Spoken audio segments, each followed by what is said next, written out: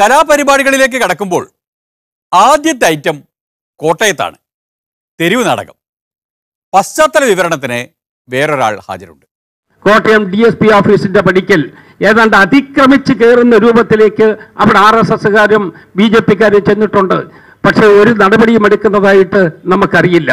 ചില കാര്യങ്ങളിൽ കർക്കശമായ നിലപാടുകൾ എടുക്കുകയും കാര്യമായ കുറ്റങ്ങൾ ചെയ്യാത്ത ആളുകളെ പോലും തട്ടി ജയിലിലെത്തിക്കുന്നതിന് വേണ്ടി പരിശ്രമിക്കുകയും ചെയ്തിട്ടുള്ള രാഷ്ട്രീയ നേതൃത്വം ഇവിടെ DSP ഓഫീസിന്റെ പടിക്കൽ പോലും അതിക്രമം കാണിക്കുന്നതിനെ ഒരിക്കലും അതിനെതിരെ പോലും നടപടിയെടുക്കാതിരിക്കുന്നു എന്നുള്ള സത്യം ഇന്ന് രാവിലെ പുലർകാലത്ത് നമ്മൾ കേട്ട വാർത്തയാണ്. കേട്ടത് അങ്ങനെയാണ്. ഇനി കണ്ടു നോക്കാം. കേട്ടതും കണ്ടതും ഒന്നാണോ എന്നറിയാമല്ലോ.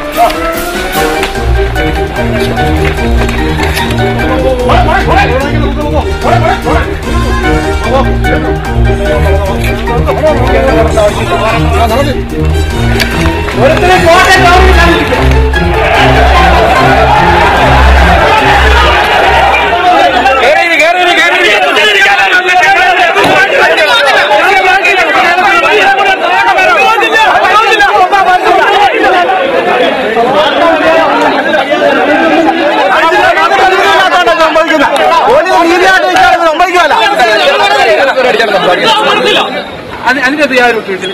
ഞങ്ങൾ വരികയാണ്. BJP സംഘപരിവാറിന്റെയും PMSന്റെ ഉൾപ്പെടെ എല്ലാ നേതാക്കന്മാരും ശശിയുടെ കൂടെ വരാൻ തയ്യാറാണ്.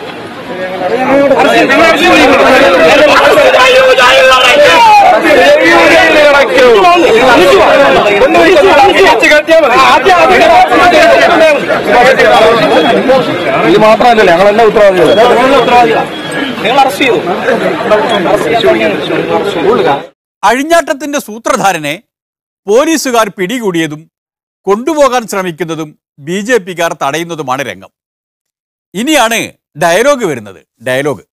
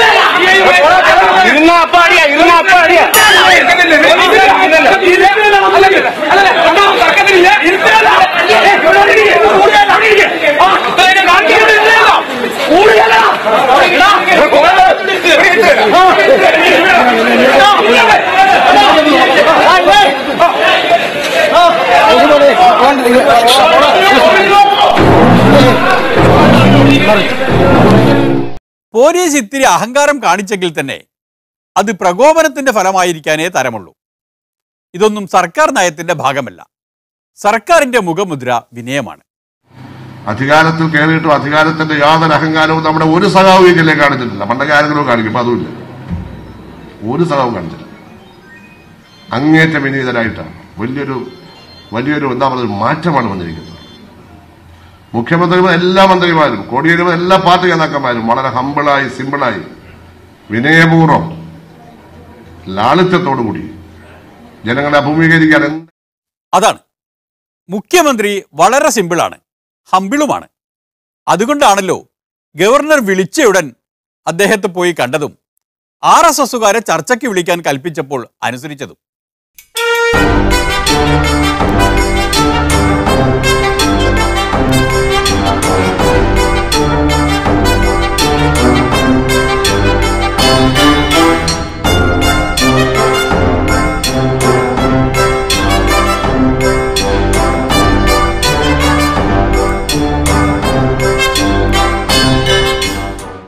അങ്ങനെ RSSന്റെയും BJPയുടെയും നേതാക്കളെത്തി മുഖ്യമന്ത്രിയെയും CPMന്റെയും നേതാക്കളെ കാത്തിരിക്കുകയാണ്. മാധ്യമങ്ങൾ ചർച്ചയ്ക്ക് മുന്നോടിയായുള്ള ദൃശ്യങ്ങൾ പകർത്തുകയാണ്. അപ്പോഴാണ് സിമ്പിളായ മുഖ്യമന്ത്രി ഹമ്പിളായി കടന്നു വരുന്നത്.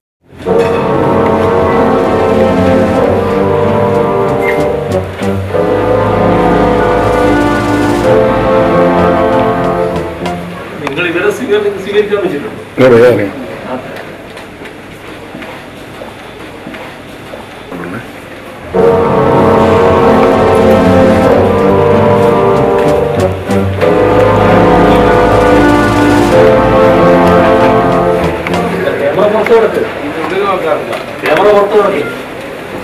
ക്യാമറ വെച്ചില്ല എന്ത് പറഞ്ഞതാണെന്ന്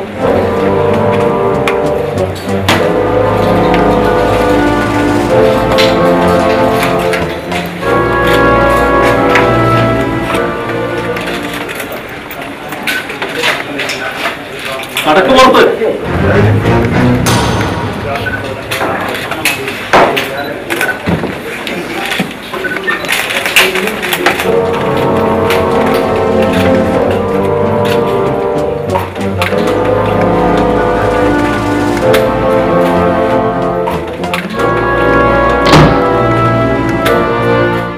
ശരിയല്ലേ? മഹാകവി ജി പറഞ്ഞത് 100ന് 100 ശരിയല്ലേ? മുഖ്യമന്ത്രിമാർ എല്ലാ മന്ത്രിമാരും കോടിയേരി എല്ലാ പാർട്ടി നേതാക്കന്മാരും വളരെ ഹമ്പിളായി സിമ്പിളായി വിനയപൂർവ്വം ലാളിത്യത്തോടുകൂടി ജനങ്ങളെ അഭിമുഖീകരിക്കാൻ എത്ര വിനയത്തോടെയും ലാളിത്യത്തോടെയുമാണ് മുഖ്യമന്ത്രി ആ മാധ്യമ ശല്യങ്ങൾ ഒഴിവാക്കിയത് എന്ന് കണ്ടില്ലേ? തിരിച്ചിറങ്ങുമ്പോഴും മാധ്യമപ്പട അവിടെ തന്നെ കാത്തിരുന്നു എന്നത് വ്യവസ്ഥിതിയുടെ തകരാറായി വേണം കാണാൻ. പ്രശ്നങ്ങൾ ഉണ്ടായപ്പോൾ പലപ്പോഴും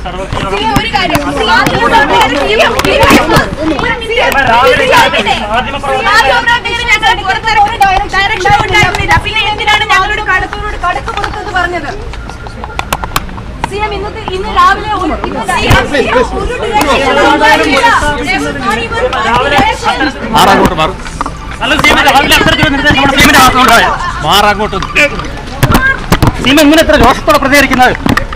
സീമ രോഷത്തോടെ പ്രതികരിക്കുന്ന അത്തരത്തില് പ്രശ്നപരിഹാരത്തിനാണ് ചർച്ച.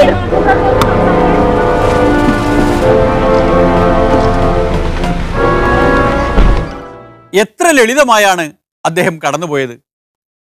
അഹങ്കാരികളായ ഈ മാധ്യമപ്പടയെ ഒന്നേ ഓർമ്മിപ്പിക്കാനുള്ളൂ. ക്രോധം നിമിത്തം കനിക്കുന്നിതൂപുമാൻ ക്രോധമൂലം മനസ്താപം ഉണ്ടായി വരും. ക്രോധമൂലം നൃണാം സംസാര ബന്ധനം ക്രോധമല്ലോ നിജധർമ്മക്ഷയകരം. ക്രോധം പരിത്യജിക്കണം ബുധജനം. കേട്ടില്ലേ? ക്രോധം പരിത്യജിക്കണം ബുധജനം. ആരാ ബുധജനം? സുബോധമുള്ളവർ അഥവാ ബുദ്ധിയുള്ളവർ. അതാരാ?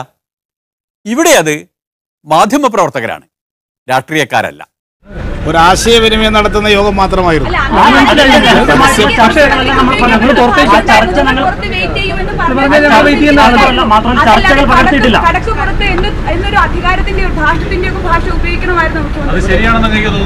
അങ്ങനെ പറഞ്ഞതായിട്ട് ശ്രദ്ധയപ്പെട്ടു.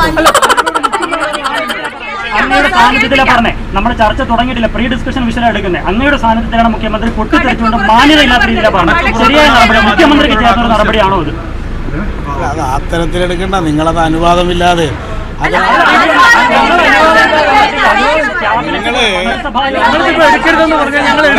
അവിടെ സംഭവിച്ചത് നിങ്ങൾ ആദ്യമേ സ്ഥലം ഒക്യുപ്പൈ ചെയ്തു.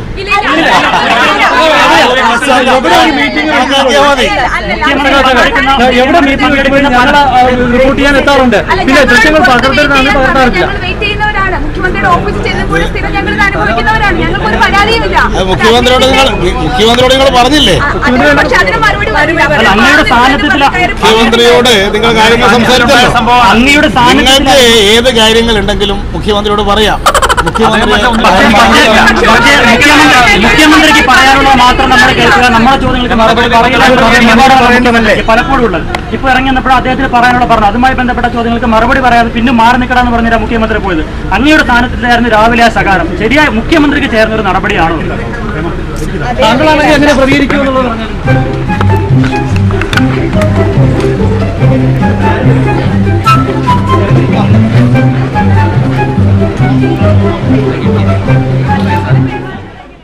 പാവം പാർട്ടി സെക്രട്ടറി. പ്രോട്ടോകോൾ അനുസരിച്ച് ഗവർണർക്ക് വേണമെങ്കിൽ മുഖ്യമന്ത്രിയെ ശാസിക്കാം. പക്ഷേ പാർട്ടി സെക്രട്ടറിക്ക് അത് പറ്റില്ല. പിന്നെയുള്ളത് നിലപാടുള്ള കമ്മ്യൂണിസ്റ്റ് പാർട്ടിയുടെ തൻ്റെ ഇടമുള്ള സെക്രട്ടറിയാണ്. ഇല്ല, ആ ഒരു കാര്യത്തെക്കുറിച്ച് ഞാനൊരു കമൻറ്റ് ഇപ്പോൾ ചെയ്യുന്നില്ല. കാരണം ഇപ്പോൾ പുറത്ത് പോകൂ എന്ന് പറയാം, അല്ലെങ്കിൽ ദയവ് ചെയ്ത് പുറത്ത് കിടന്നാലും എന്ന് പറയാം. ഏത് ഭാഷയാണ് ഉപയോഗിച്ചത്? ചിലപ്പോൾ ഒരു ഗ്രാമീണ ഭാഷയിൽ പറഞ്ഞിട്ടുണ്ടാവും. അതൊന്നും വലിയ വിഷയമായിട്ട് നിങ്ങളാരും എടുക്കേണ്ട. അതും പത്രക്കാരെ ഒന്നും ആക്ഷേപിച്ചൊന്നുമല്ല. അങ്ങനെ എടുക്കണ്ട. അത് ശരിയാ, അങ്ങനെ എടുക്കണ്ട. പഴയൊരു പഴഞ്ചൊല്ലി രാഷ്ട്രീയത്തിൽ പ്രയോഗിച്ചതായി എടുത്താൽ മതി. അങ്ങാടിയിൽ തോറ്റതിന് ക്യാമറയോട്. നിങ്ങൾക്കെന്താ മാധ്യമങ്ങളെ പേടിയാണോ? പിണറായി വിജയനും കുമ്മനം രാജശേഖരനും RSS നേതാക്കന്മാരുമായി സംസാരിക്കാൻ മാധ്യമ പ്രവർത്തകർ വന്നാൽ അവരെ ആട്ടി ഓടിക്കുന്ന എന്തിനു വേണ്ടിയാണ്? നിങ്ങൾ അവരുടെ മുമ്പിൽ പരസ്യമായി ചർച്ച ചെയ്യുക. ഈ കാലത്ത് മാധ്യമങ്ങളിൽ നിന്ന് എന്തിനാ ഇതെല്ലാം ഒളിച്ചു വെക്കുന്നത്? അപ്പൊ നിങ്ങൾക്ക് എന്താ രഹസ്യ അജണ്ടയുണ്ടോ? പ്രതിപക്ഷ നേതാവായി കിട്ടിയാൽ ഇതാണ് ഗുണം. ചോദ്യങ്ങൾ ലോഡ് ചെയ്ത് മൈക്കിന് മുന്നിൽ അങ്ങ് നിന്നു കൊടുത്താൽ മതി. പാവം ഭരണക്കാർ, അവരുടെ സങ്കടം ആരറിയാൻ? കാര്യം എന്തൊക്കെയായാലും ചർച്ച നടന്നല്ലോ, അത്രയും നല്ലത്. ഇനി എന്തൊക്കെയാണ് ഉരുത്തിരിഞ്ഞു വരുന്നത് എന്ന് നോക്കാം. ഈ കേരളത്തിൽ കഴിഞ്ഞ കുറേ നാളുകളോളമായി നടന്നിരിക്കുന്ന എല്ലാ സംഭവ വികാസങ്ങളും മുഖ്യമന്ത്രിയുടെ ശ്രദ്ധയിൽപ്പെടുത്തുകയുണ്ടായി.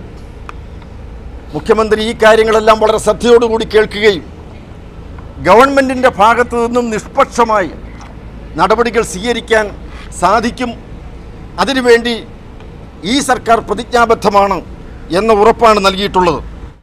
എന്നുവെച്ചാൽ ഗവർണറുടെ ഉപദേശം ഫലിച്ചു എന്നർത്ഥം. നമ്മുടെ സംസ്ഥാനവും പുരോഗമിക്കുന്നുണ്ട്. വീടുകളും പാർട്ടി ഓഫീസുകളുമൊക്കെ തച്ച് തകർക്കുക എന്ന് പറയുന്നത് കേരളത്തിൽ ഇനി ആവർത്തിച്ചുകൂടാ. സംഘടനാ പ്രവർത്തന സ്വാതന്ത്ര്യം അനുവദിക്കുന്നതോടൊപ്പം തന്നെ അഭിപ്രായ സ്വാതന്ത്ര്യവും വിമർശിക്കാനുള്ള സ്വാതന്ത്ര്യവും നമ്മുടെ സംസ്കാരത്തിൻ്റെ ഭാഗമായതുകൊണ്ട് ആ ബഹുസ്വരത ഈ കേരളത്തിൽ നിലനിന്നേ മതിയാവും. ആ വൈവിധ്യം, അഭിപ്രായത്തിലുള്ള വൈവിധ്യം നമ്മുടെ സംസ്കാരത്തിൻ്റെ സൗന്ദര്യമാണ്. അത് ഉയർത്തിപ്പിടിക്കാൻ രാഷ്ട്രീയ പാർട്ടികൾക്ക് എല്ലാവർക്കും ബാധ്യതയുണ്ട്. അന്യൻ്റെ സ്വരം സംഗീതം പോലെ ആസ്വദിക്കുന്ന കാലം വരുമെന്നൊക്കെ ചില കവികൾ പണ്ട് പാടിയിരുന്നെങ്കിലും അത് വരുമെന്ന് പൊളിമിക്സ് കരുതിയതല്ല. ഏതായാലും വന്നു. കേട്ടുനോക്കൂ, ആ സംഗീതം ഒന്ന് കേട്ടുനോക്കൂ. അഭിപ്രായ സ്വാതന്ത്ര്യവും വിമർശിക്കാനുള്ള സ്വാതന്ത്ര്യവും നമ്മുടെ സംസ്കാരത്തിൻ്റെ ഭാഗമായതുകൊണ്ട് ആ ബഹുസ്വരത ഈ കേരളത്തിൽ നിലനിന്നേ മതിയാവും. ആ വൈവിധ്യം, അഭിപ്രായത്തിലുള്ള വൈവിധ്യം നമ്മുടെ സംസ്കാരത്തിൻ്റെ സൗന്ദര്യമാണ്. Hallelujah, hallelujah. ഇനി ആ സൗന്ദര്യവൽക്കരണ പരിപാടികൾ എന്തൊക്കെയാണ് എന്ന് നോക്കാം. പ്രധാനപ്പെട്ട സംഭവങ്ങൾ നടന്ന ജില്ലകളിൽ ഇരുഭാഗത്തു നിന്നുള്ള നേതാക്കന്മാർ പങ്കെടുത്തുകൊണ്ടുള്ള ഉഭയകക്ഷി ചർച്ചകൾ ജില്ലാതലത്തിൽ സംഘടിപ്പിക്കണം. കണ്ണൂരിൽ ഇത് സംബന്ധിച്ചുള്ള ചർച്ച 5-ാം തീയതി കണ്ണൂരിൽ നടത്തും. തിരുവനന്തപുരത്തുള്ള സംഭവങ്ങളെ സംബന്ധിച്ച് നാളെ തന്നെ ഇരുഭാഗത്തു നിന്നുള്ള നേതാക്കന്മാർ പങ്കെടുത്തുകൊണ്ടൊരു ചർച്ച നാളെ തന്നെ നടത്തണമെന്നാണ് നിർദ്ദേശിച്ചിട്ടുള്ളത്. കോട്ടയത്തും നാളെ തന്നെ 2 ഭാഗത്തുമുള്ള നേതാക്കന്മാർ പങ്കെടുത്തുകൊണ്ടൊരു ചർച്ച, ഉഭയകക്ഷി ചർച്ച കോട്ടയത്തും സംഘടിപ്പിക്കുന്നതാണ്. അതിനുശേഷം പിന്നീട് എന്തെങ്കിലും പ്രശ്നങ്ങളുണ്ടെങ്കിൽ സംസ്ഥാന നേതാക്കന്മാർ തന്നെ ഇടപെട്ടുകൊണ്ട് തുടർന്നും ഇത്തരം കാര്യങ്ങൾ പരിശോധിക്കണമെന്നാണ് ഉദ്ദേശിക്കുന്നത്. അത് പാർട്ടി ലൈൻ. സർക്കാർ ലൈൻ ഇതാണ്. ഒരു തരത്തിലുള്ള അക്രമ സംഭവങ്ങളും ഉണ്ടാകരുത് എന്ന് പൊതുവെ തീരുമാനിച്ചു. രണ്ടു കൂട്ടരും രണ്ട് വിഭാഗത്തിൻ്റെയും അണികളിൽ ഇതുമായി ബന്ധപ്പെട്ടുള്ള ബോധവൽക്കരണത്തിനുള്ള നടപടികൾ സ്വീകരിക്കും. അത് കറക്റ്റ്. ബോധത്തിന്റെ കുറവാണ് പ്രശ്നങ്ങൾക്ക് കാരണം. അത് കണ്ടെത്തി. ചർച്ച കൊണ്ട് ഫലമില്ല എന്ന് പറഞ്ഞുകൂടാ. രാഷ്ട്രീയ പ്രവർത്തനത്തെയും ക്രിമിനൽ ആക്ടിവിറ്റിയെയും രണ്ടായി തന്നെ കാണണം. ക്രിമിനൽ ആക്ടിവിറ്റി നടത്തുന്ന രാഷ്ട്രീയ നേതാക്കന്മാരും രാഷ്ട്രീയ പ്രവർത്തനം നടത്തുന്ന ക്രിമിനൽ ആക്ടിവിറ്റി നടത്തുന്ന ആളുകളും നമ്മുടെ സമൂഹത്തിലുണ്ട്. അവരെ തിരിച്ചറിയണം. കുമ്മനം രാജേട്ടൻ സന്യാസിയാണ് എന്ന് അദ്ദേഹത്തിന്റെ ആരാധകർ പലവട്ടം പറഞ്ഞതാണെങ്കിലും പൊളിമിക്സ് അത് വിശ്വസിച്ചതേയില്ല. ഇനിയിപ്പോൾ വിശ്വസിക്കാതെ തരമില്ല. ഈ കോൺഗ്രസുകാർക്ക് മാത്രമാണ് ഇതൊന്നും മനസ്സിലാവാത്തത്. അവര് രണ്ടുപേരും കൂടി അങ്ങ് തീരുമാനിച്ചാൽ മതി, ഇവിടെ കൊലപാതകം ഉണ്ടാകില്ല. കുമ്മനം രാജശേഖരനും പിണറായി വിജയനും കൂടി തീരുമാനിച്ചാൽ മതി, കേരളത്തിൽ ഒരു രാഷ്ട്രീയ കൊലപാതകവും സംഘർഷവും ഉണ്ടാകില്ല. അവർ രണ്ടു കൂട്ടരും കൂടി കാര്യങ്ങൾ തീരുമാനിക്കുമ്പോൾ കോൺഗ്രസുകാരെന്താണ് ചെയ്യുന്നത് എന്ന് നോക്കാം. ഇടവേള കഴിഞ്ഞിട്ട്. കോൺഗ്രസ് ഇപ്പോഴും പരമ്പരാഗത രീതിയിലാണ്.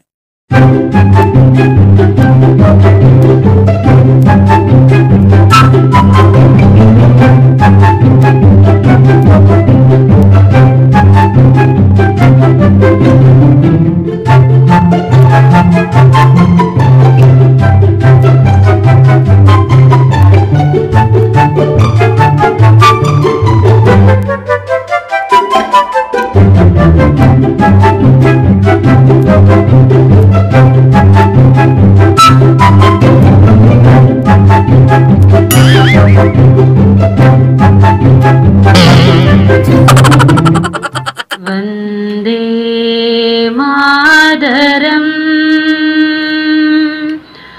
വന്ദേ മാതരം സുജലാ ശുഭദാ മലയജ ശീതളാ സസ്യശ്യാമളാ മാതരം വന്ദേ മാതരം വന്ദേ മാതരം. ഈ മന്ത്രം ഇങ്ങനെ മുഴക്കുന്നത് ബി.ജെ.പിക്കാർ കോൺഗ്രസുകാരെ ആക്രമിക്കാതിരിക്കാനാണ്. ഇന്നലെ എനിക്ക് ഏറ്റവും വിഷമം തോന്നിയ ഒരു സന്ദർഭമാണ്. കേരളത്തിന്റെ ഗവർണർ ചരിത്രത്തിൽ ആദ്യമായി മുഖ്യമന്ത്രിയെ DGPയെ വിളിച്ച് ശാസിച്ചു എന്ന് പറയുമ്പോൾ സന്തോഷിക്കുന്ന ഒരാളല്ല ഞാൻ. ദുഃഖഭാരം കൊണ്ടും അപമാനഭാരം കൊണ്ടും എന്റെ തല കുനിഞ്ഞു പോയി. കേരളത്തിലെ ഒരു ജനാധിപത്യ മുഖ്യമന്ത്രിയെ, കേരളത്തിലെ ജനാധിപത്യപരമായി തെരഞ്ഞെടുക്കപ്പെട്ട ഒരു മുഖ്യമന്ത്രിയെ ഗവർണർ വിളിച്ച് ഇന്നലെ ശാസിച്ചു. ആദ്യത്തെ സംഭവമാണ് കേരളത്തിൽ. പിണറായി വിജയൻ ആ ശാസന ഏറ്റുവാങ്ങാൻ വേണ്ടി ഗവർണറെ കണ്ടു. DGP ആ ശാസന ഏറ്റുവാങ്ങി. വിളിച്ചു വരുത്തി ശാസിക്കുക, പരസ്യമായി ശാസിക്കുക എന്നൊക്കെ പറഞ്ഞാൽ പ്രതിപക്ഷ നേതാവിന് ഒരുപക്ഷെ ചരിത്രത്തിൽ ആദ്യത്തെ സംഭവമായിരിക്കും. പിണറായി സഖാവ് എത്ര ശാസിച്ചതാ, എത്ര ശാസന കേട്ടതാ, അതൊന്നും ഒരു ഇഷ്യൂ ആക്കാനില്ല. ഗവർണർ കാര്യം അന്വേഷിച്ചു, മുഖ്യമന്ത്രി അത് പറഞ്ഞു എന്നുള്ളതൊരു വസ്തുതയാണെങ്കിലും ഒരു സ്റ്റേറ്റിലെ കാര്യങ്ങളെ സംബന്ധിച്ചിടത്തോളം എങ്ങനെ വരുന്നു എന്നുള്ളതാണ്. അതെ, അതാണ് എങ്ങനെ വന്നു എന്നുള്ളതാണ്. എങ്ങനെ വന്നു? ഇത് BJPയുടെ നേതൃത്വത്തിൽ ഒരു ഫാസിസ്റ്റ് ആക്രമണം എന്ന രീതിയിൽ വന്നു കഴിഞ്ഞാൽ ചെറുക്കുമോ എന്നുള്ളതായിരിക്കും സംശയം. അതിൻ്റെ എല്ലാ അർത്ഥത്തിലും അത്തരമൊരു സമീപനം വന്നാൽ എതിർക്കുകയും ജനാധിപത്യ പ്രക്രിയയിൽ ജനാധിപത്യം സംരക്ഷിക്കാൻ നിൽക്കുകയും ചെയ്യും കേരളം. സംശയമില്ല. ഇല്ല, സംശയമില്ല. CPIക്ക് പോലും സംശയമില്ല. ഗവർണർ വിളിച്ചു വരുത്തിയത് ഗവർണർക്ക് അതിനുള്ള അധികാരമില്ല എന്നാണ് എൻ്റെ ഉറച്ച അഭിപ്രായം. ഗവർണർ കേരളത്തിലെ ഇലക്ട് ചെയ്ത കൗൺസിലിൻ്റെ ശുപാർശയ്ക്കനുസൃതമായി പ്രവർത്തിക്കേണ്ട ആളാണ്. ഭരണഘടന ഞാൻ മനസ്സിലാക്കിയിടത്തോളം. അല്ലാതെ സംസ്ഥാനത്തെ കൗൺസിലിനോട്, മന്ത്രിസഭയോട് ഡിക്റ്റേറ്റ് ചെയ്യാനുള്ള അധികാരം ഗവർണർക്കില്ല. അദ്ദേഹം ഭരണഘടനയൊക്കെ നന്നായി അറിയാവുന്ന ആളാണ്. ആ സാങ്കേതികത്വത്തിലായിരിക്കില്ല, സൗഹൃദത്തിൻ്റെ പേരിലായിരിക്കും ഒരുപക്ഷെ അദ്ദേഹം വിളിച്ചത്. അല്ലെങ്കിൽ അത് ഭരണഘടനാ വിരുദ്ധമായ ഒരു നടപടിയാണ്. ഭരണഘടനാ വിരുദ്ധമായി ഗവർണർ വിളിച്ചപ്പോൾ മുഖ്യമന്ത്രി പോയി മുന്നിലിരുന്ന് ശാസനം മൂളിക്കേട്ട് തിരിച്ചു പോന്നത് മുഖ്യമന്ത്രിക്ക് ഭരണഘടന അറിയാഞ്ഞിട്ടാണോ? അത് അദ്ദേഹത്തോട് ചോദിക്കണം. ആത്മഹത്യ ചെയ്യാൻ തീരുമാനമില്ലാത്തതിനാൽ അതിന് തുനിയുന്നില്ല. ഇവിടെ നിർത്തുകയാണ്. നന്ദി, നമസ്കാരം.